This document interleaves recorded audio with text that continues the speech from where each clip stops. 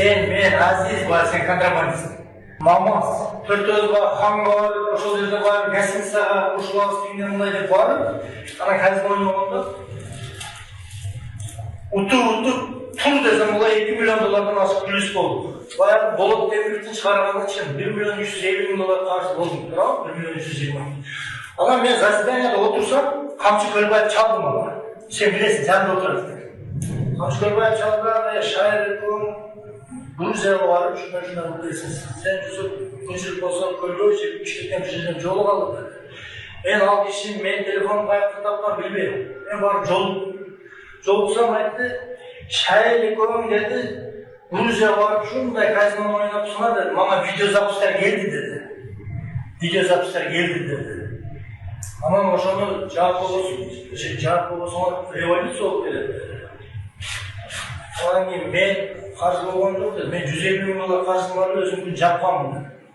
Анан сен менен сен телефонуңа бердим, сен сүйлөштүң өзүң, туурабы? Көлбаев. Сүйлөшкөндөн кийин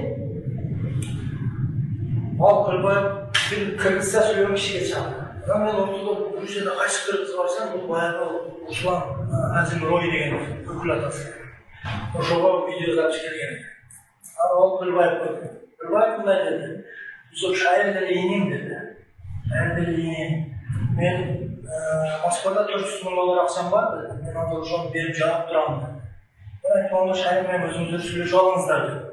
Бирок кийин өзүңөр сүйлөшүп алыңыз шайыр, туурабы? Грузияда ошо карыздын жабылган эле. Эми жаңы жылда жана сенин видеоң чыктыбы?